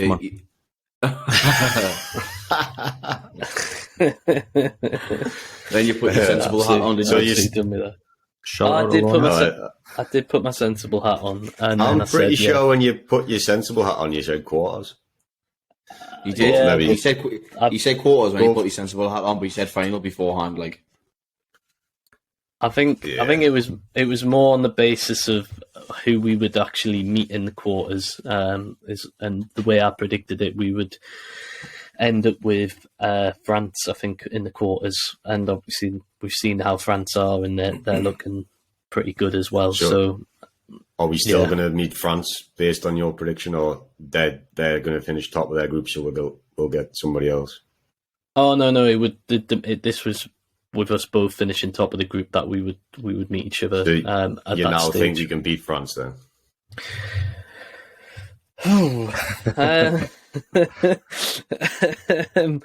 I mean, look, both performances. Like, let's not forget that obviously the opposition we talked about. France had Australia, and we've had Iran, and like they're no world beaters, and we both blew them away pretty much. But France, yeah, they've got injury issues. Lost another player in that game against Australia. The left back. Lost Hernandez to be replaced by his brother Hernandez. Yeah, and yeah, like for like. No, I think it was. I don't know. I'm gonna say. I think we do beat France if we meet them in the quarters. Ah! Yeah. Well, I don't. Yeah. Alex, we didn't get your prediction, obviously, in the last episode. So, what are you thinking? I've done a work predictor, so you put all the results in, and I predict us to go out to France in the quarterfinal, and I'll probably stick with that. Like, I can't tell you how much like Mbappe terrifies us coming up against our fullbacks. So, like even Trippier, like he's half his age. Like, it'd be a challenge. Like, or even putting the ball in behind Maguire and Mbappe's run onto it. Yeah, I don't really fancy that. That would be extremely risky, that our defence against Mbappe, like, Jesus Christ. I'm pretty sure I'd start 5 at the back against France, it's what nightmares are made of, that, like. No. Yeah, they have had Benzema go out, they've had Hernandez go off, but I think on paper they're a better team than us. I think their manager is better than us. So I still can't. Like, obviously, it's the World Cup. It's one game. Of course, we're going to beat them. Like on a one-off game, we can. But I don't think we will. As it stands, anyways. What do you reckon, Pete? My decision hasn't really changed. I'm still seeing quarters for now, because the games that have been played, especially by like the top teams who you'd expect to go further, your France, Spain, Belgium, England. I need to wait for a couple of games in to see what happens. Like, because there has been some shock results, like you say, Saudi and Argentina. I kind of see that happening again. I think Argentina will surely shake it off and come out firing the next game. So I'm better off after the next game. I think I'll have a better view on it. At the minute, I'm not changing my opinion. France played Australia. You know what I mean? I said my prediction. I said if we don't beat them at least 5-0, we might as well pack up and go home. Okay, it was 6-2. We still put 6 past them. Gave a pen away. So, like, I expected to smash Iran, but I'm not getting carried away yet, like, at all. Even with teams like, I think we'll beat France. I think France will beat us. I haven't seen enough yet. Yeah, I agree with what you're saying about our defence. It's scary that Maguire coming up against Mbappe. You know what I mean? And even Giroud, because they're just so technically gifted. And we've got Maguire getting absolutely done by the I don't even know who the Iranian guy was. Don't even know. So it doesn't. Funny enough, I've seen Malcolm say that Iranian guy up top, like, he looks decent, like he could do a job for in the Championship. Like, he scored 5 goals in the Champions League this season. He plays for Porto. He's not come to Sunderland, Porto. Jesus Christ. Well, there we go then. So I'm not getting carried away, lads. See how we'll go in the next round against USA. USA is obviously it's a completely different test, a much better test. See how we do. Yeah, I'm holding my cards close to my chest. Does anyone know who France play next? Have a quick check on that. Got Denmark. That should give us a lot more information on how they would be against I don't know, someone of our quality rather than Australia, no offence. Yeah, they've got Denmark. All the on Aussie Saturday. fans out there. Did we mention Qatar getting on as well? Did we already mention that? No, I haven't spoke about that. No, I haven't. No, Young 18-year-old in U2 signing. The 9th youngest player ever to play in a World Cup. Yeah, I've seen that. It's a bit like, why are we even it? mentioning that? I feel like you have to be in the top 3 to like be worth mentioning. It's like the 9th youngest. Top 10? But, well, I suppose. Well, I seen Gavi today was the 3rd youngest player to ever score a goal in a World Cup. There you go. Who? I'm sure one the other one was Pele and someone else. What do you mean, who? Or Gav, Dirty Gav. Dirty Gav. Dirty Gav. Shout out Dirty Gav. How's he made? How on earth is Dirty Gav made it onto here? Fucking hell. Dirty Gav. Shout out Dirty Gav. Oh, man. Dirty Gav. You know what? Oh, He's got West. Dirty Shout Gav. out Dirty Gav. Fucking get it. all right, let's Anyways, let's let's just talk about Qatar rather than that was boys. It was boys against men. That one is obviously like he's 18-year-old coming on against France. He's not going to do anything. He looked sharp. He looked alert, but what can you do against them, man? How many minutes did he get? About 10, 15 or 10, something 10, around that. Later on that you came Yeah. on. All right, okay. Well, Well, he did hopefully, look young. He did look very young. yeah, they've been playing him. I don't know about over there, but they've been using him a lot in the like advertisements over here.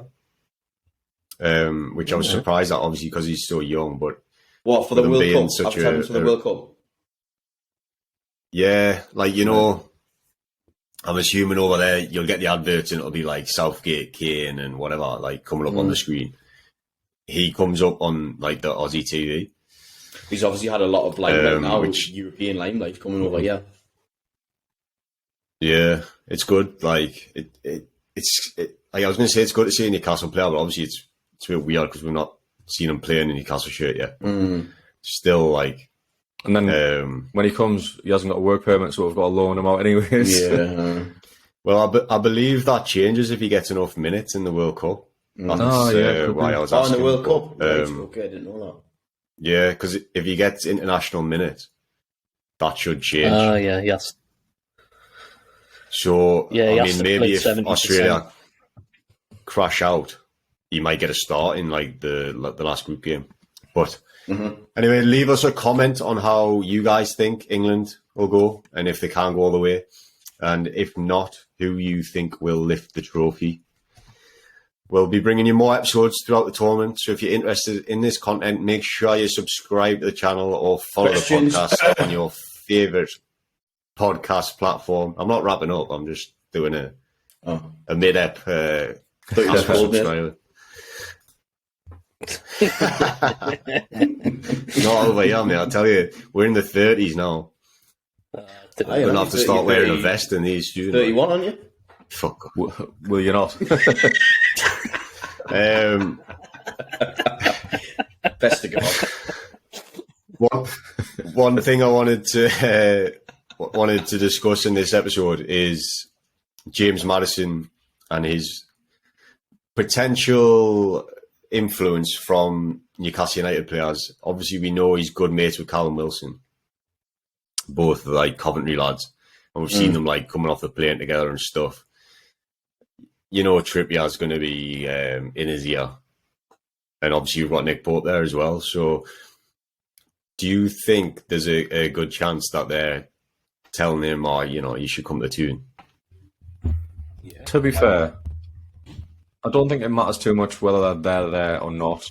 I think like what we're doing at the moment, the project that we're building, I don't think he needs players in his ear to show where we're going. So I think if the World Cup wasn't on, I think he'd still be keen. But Yeah. I think it's just be down to the clubs and whether Eddie and the club wants him really. I think they'll definitely. Well, we know we put two official bids in the summer. Yeah. Was it like 30 million, 35 million or something? Yeah, and I believe they wanted 50, but whether they still want 50 come January or if that's gone up, I don't know. But Has he got I just think or is he out the contract out in the summer? 18 months. it's 2024 in it, so Yeah.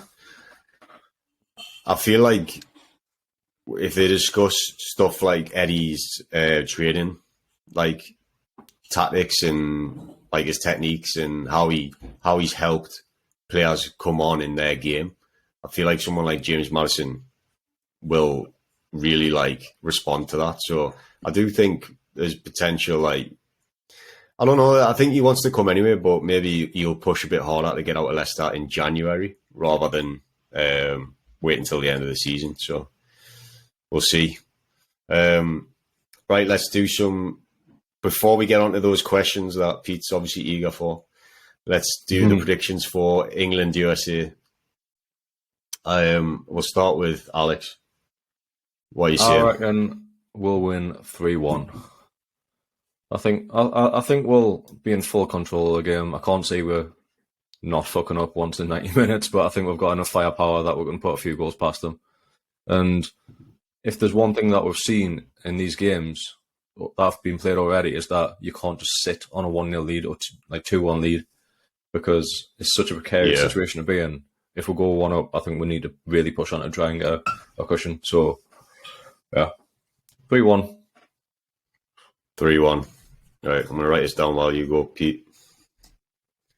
Well, I was actually going to go 3-1, but I'll change it. I'm going to go 4-1, purely for the reason that I think we've got, like Dawson says, too much firepower. We like scoring goals. Rashford's flying, Saka's flying. We've got Harry Kane. We've got Wilson. We've got goals from the midfield. But the defence is a bit shaky. I think there could be one little cock up. I think we'll create our own mistake and gift them a goal. So 4-1 for me. 4-1. Tom? Well, hopefully we're not gifting them a goal like we did at the World Cup 2010 when Bob Green had that howler. It was Rob Green. Can I just ask quickly, have you got your sensible hat on or off at this point? No, the sensible hat's on at this point, and I'm going to say 2-0. Wearing a hat, man. Oh, is that his head, is it? I'm going to say... Aye. It's like Lego. Lego head. The less talk about me hair, the better. The less of your hair, you mean? The less and less by the week. No, I'm gonna say 2-0. I know you guys are adamant that we'll concede. I think Southgate was obviously very critical, despite our result being so comprehensive. He was critical about the mistakes, which led to the goals for Iran, and I'm sure he'll address that. And he'll go find it back. I think. Well, yeah, he could change it completely. But no, I do think we'll be a bit more solid. I know the US looked pretty decent in that first half against Wales. Obviously, got their goal. I don't see us having an issue breaking them down and getting and scoring at all. I think we can keep the US pretty quiet though. So yeah, I'm going to say 2-0. Okay, well, I'm going to say 2-1 because similarly to you, I feel like we're not going to bag loads of goals, but I think we'll have enough to beat them. And yeah, I can't see us keeping a clean sheet. So even if we go 5 at the back, to be honest, I still don't see us keeping a clean sheet. Well, yeah, so let's move on to the questions. We're probably going to have time just for one because we've been on an hour and a half, lads, so far. But Twitter user @Michael Loudon asked us this one. Who in the England squad would make it into the NUFC starting 11 in current form? Maybe narrow it down to 3 players. So obviously we've kind of spoke about Maddison potentially coming, so let's just leave him off this. and maybe let's just pick one player out of the England squad that he says into the starting 11 though. So remember, this isn't just someone you'd want to sign. Like, they need to get into the starting 11. Well, maybe I should have. Pope's getting on, so I'll go with Pickford. Nah, for me, like, it's easy. It's Bellingham. Like, I can't see any other player that would improve us that much. Like, obviously, Kane's phenomenal. Like, Saka, I would love to have. But Bellingham's, he's 19. He's fucking different gravy. Like, I think it's an easy answer to give for me. So I'm going to go Bellingham. Yeah, I'll say Bellingham. And if not Bellingham, I'd go Foden. Just for that wide player. That was Rice. Rice, you know. Fuck me. He could be exactly what we need. But when you say that, but when you're trying to order a curry, rice and that's exactly what we need.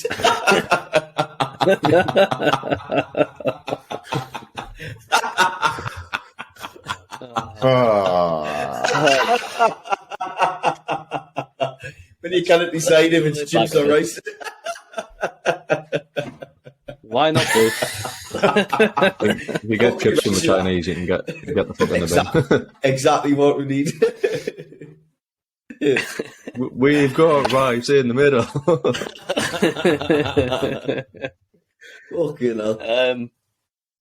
No, I'd say I'd echo the same thoughts on Bellingham. I think he would be. I think if we were going to stick with the same formation that the two are playing at the minute, Bellingham probably gets in ahead of Longstaff for me. And you reckon probably? No, yeah, no. I mean, I'm trying. I'm thinking out loud here. I'm Anyhow, fucking Longstaff. I said Longstaff should have made the England squad. No. Just edges it out on the Longstaff. The funny thing is, he's talking about Matty. Gets a squad number ahead of Matty. Doesn't get in the team. No. I'm thinking out loud here, but yeah, I think. Well, yeah, Bellingham would be a shoe in that midfield ahead of Longstaff, and Bruno and Joelinton and Bellingham would be a hell of a midfield three. But then I think Saka as well. He would definitely. We do need another wide player, and I'd probably especially Foden over Saka. You know, I would. It was more just having like Saka just playing off that right hand side.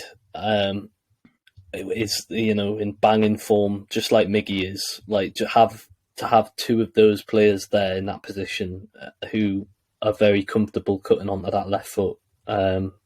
I'm not saying Foden isn't. I think he's more than capable of doing that, but I just think that's the side on that side of the pitch where we're lacking in that depth. And yeah, I think it would be that he would be another choice for me. You know what's great about this as well is we're debating players here that are like between the ages of like 19 and 22, maybe max. Which obviously for England going forward, like bodes so well. These guys, like they're already players we're picking out as the best in the squad, or we want them at our club. Can we think of any? They should be there for years to come. Young strikers. Can we think of any young strikers? We're on young strikers to come through. I know we've got Ivan Toney, but I was saying he's not even even that young. like Young is he? Yeah, he's not that young. No, you'll not play for England after that FA charge, Yeah, true. But we don't really have like after Kane and obviously Wilson's old. For the next World Cup anyway. Maybe Kane. Calvert-Lewin's getting. Calvert-Lewin's obviously he's more injury prone than Woody Wilson, man. Well, he is, yeah. Yeah, I'm not too sure really who would fill that role. I haven't heard much of like. Yeah, Adam Armstrong, but he's Solanke even like Jesus. I think it's slim pickings for strikers. Abraham even. He's still quite young. Yeah. How old is he? 24, something like that? But I think it's... 25. Is it to do with the fact 25, that... Is he? Jesus. Is it to do with the fact that you're not really... You don't really have a striker. They're all forwards now, aren't they? They all play along that front three. So is it because... I guess Marcus Kane Rashford and Wilson strikers? can play up top. He can, yeah, but I was just meaning, because we're talking about, obviously, you Bellingham and Saka, the young ones, we don't have anyone else coming through, unfortunately. Just looking at the under-21, last England under-21 team from September, and they had Balogun, who's the guy who plays for Arsenal, but he's on loan in France at the minute. Brewster, for Sheffield United. Brewster. Yeah, who's not Ryan Brewster, like, he's flopped. Yeah, he's well, obviously, like went for big money at Sheffield United. Nah, he's not going to England, is he? Yeah. If we're thinking about who's replacing Kane, you're probably talking about in a couple of years' time, maybe like Abraham, like when he's 27, 28. But this is it. You haven't got we're getting players. Like it could have been Greenwood. Like fuck me. Wow, yeah, forgot about that. Fuck me. Me.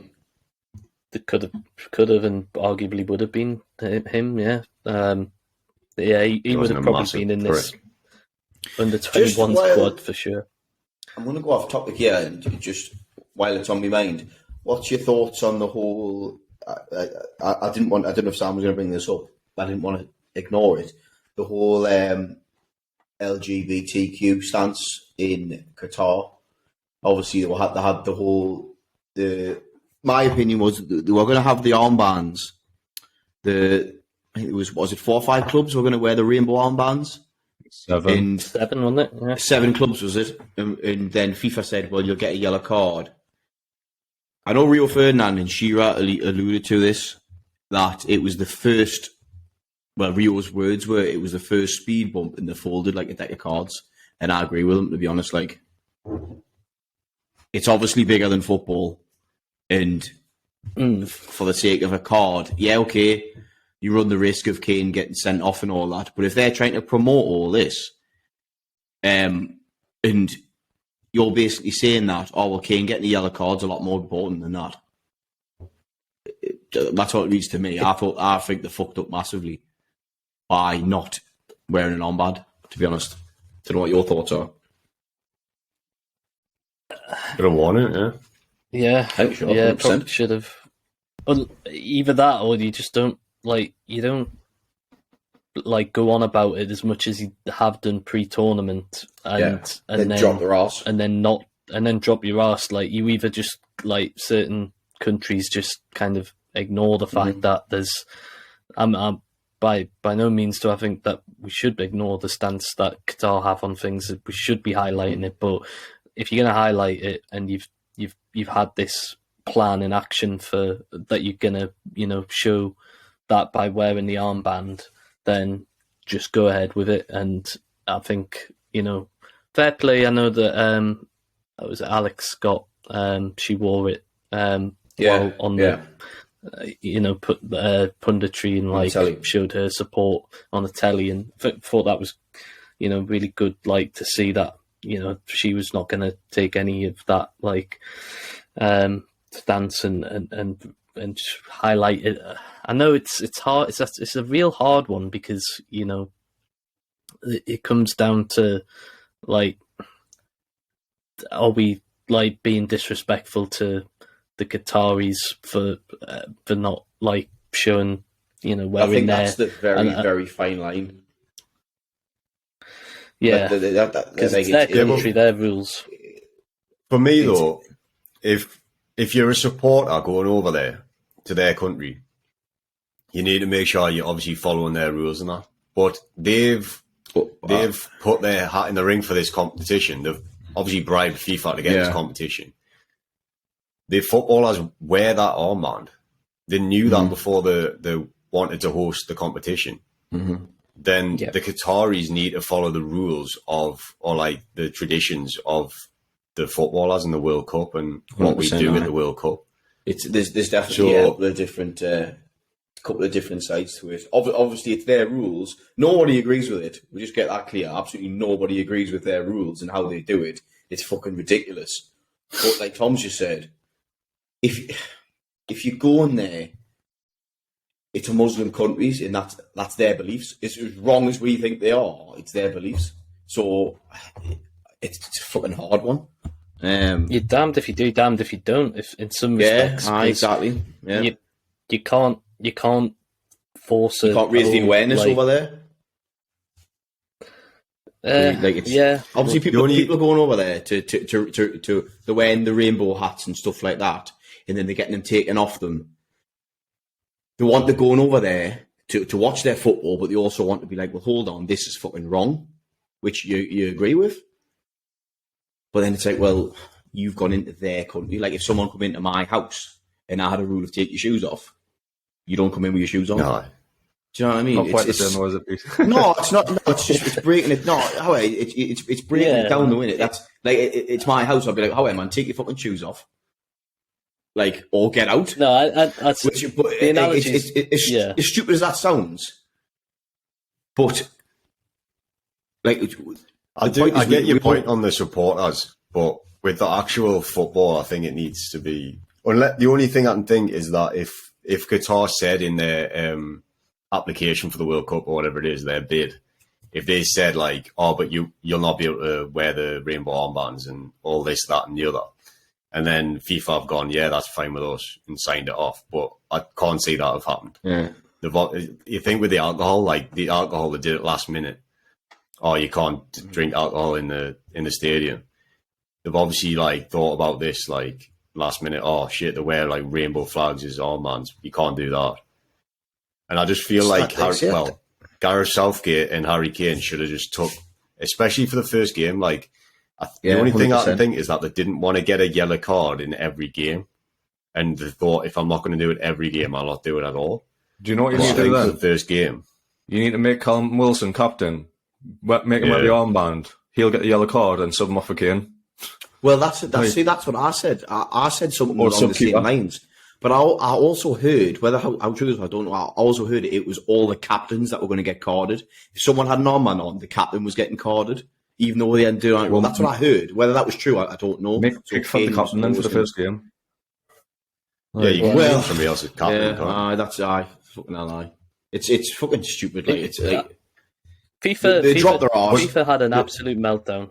Well, yeah, the seven countries dropped their arse, but FIFA even proposing the idea of carding players just for that shows that FIFA themselves have been an absolute disgrace in that they and any of their causes that they may have like to show support on in the future, people are just going to look at it and be like, well, are you going to change your mind and do a U-turn on this at any moment? Like I don't see how people fucking yellow card, have lost. Man, they just take the fucking yellow card.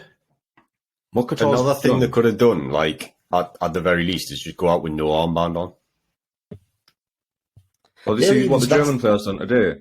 Yeah, the Germans team photos to all put the hand over the mouth, saying like we've been silenced, basically. Were they looking into getting because they had a rainbow on the training jacket or something, didn't they? Or them that sort of. I didn't see it. I read it. That's some sort of Dutch, training, so they were going to get done for it, and that's why they did that because they were like, well, you've got no speech or whatever it meant by that. So at least they did fucking something.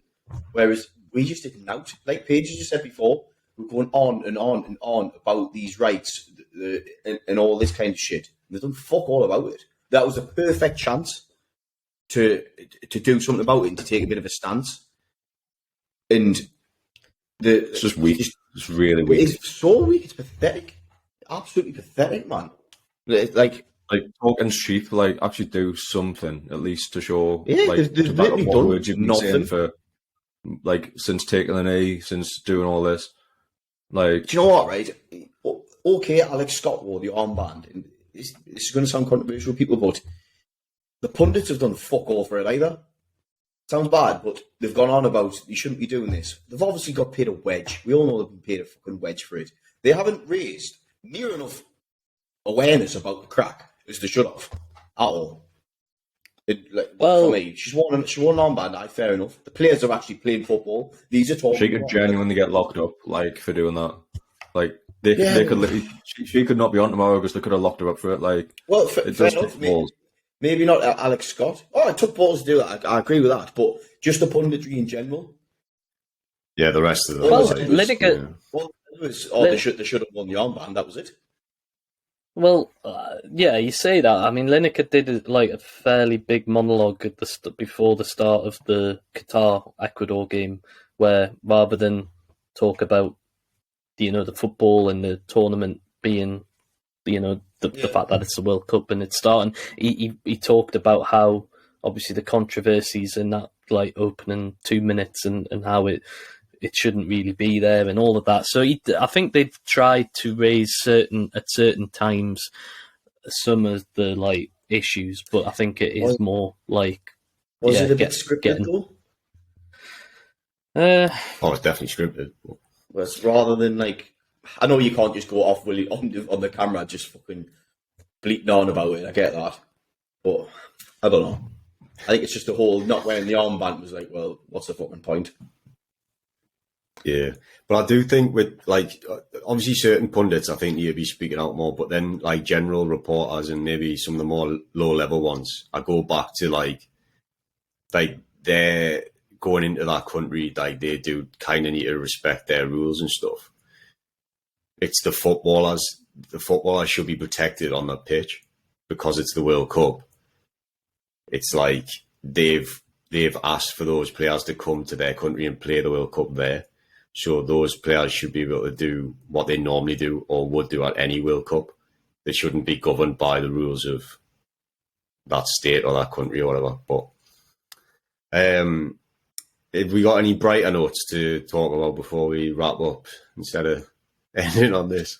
I mean, from the obviously the backdrop of all the controversy, the human rights and everything, now that we're a few days into the tournament, and yeah, it's happening in November, December, when it should be happening in the summer, but it is starting to we're getting World some Cup of the fever. drama that you get.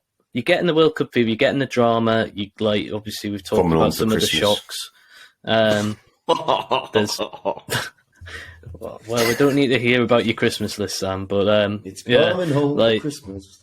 I don't know, I'm starting to be bitten by the World Cup bug. So yeah, that I suppose is a bit of a more positive light that the football's bringing the entertainment that it should do. bringing it home. One thing though, I haven't heard nearly no football songs on the radio or anything like that compared to the Euros. Good fucking Christmas songs though. Aye, what's all that about? Like, it's fucking November. There's Christmas songs on the radio, but there's no football songs. What's all that about? It's fucking November. It's fucking November. Jesus Christ. Jesus. But, I heard, please. I think it was what came on. Football's coming home. Football's coming home came on the radio at work like yesterday or the day before, right? But it was the fucking Lionesses version. I don't know if you've heard it. It's not three. It was like three Lionesses on the shirt or something like that, and we were all like, "What the fuck is going on here?" But Can't be doing with them females, can you? Nothing against the women's football out like that. But it's the World Cup. The men's World Cup is on at the minute. It's just it was weird. Like that's the only World Cup song I've heard. It wasn't even a proper song. So Yeah, well, we get nothing over here, so. Ending on a moan, mate. We nearly got there. That's all right. I was trying to bring up the mood before we mention any sponsors, you know what I mean? But we're nearly on for 2 hours here, so let's wrap it up. Aye. Thanks again to Sword Thailand for sponsoring this episode. I'll do that again, see as you talk all over it.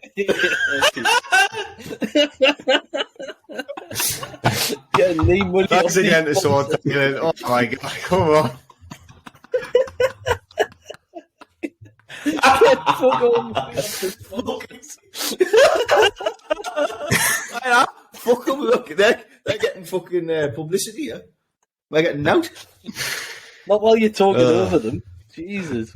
No one can hear Thanks us again. fucking sponsored. Somebody let me just do this read, man. Jesus. Oh, sorry. Sam, just mute them. Thanks again to Sword Thailand for sponsoring this episode. If you're still listening this deep in, please consider following the podcast or subscribing and hitting the notification bell if you're watching on YouTube.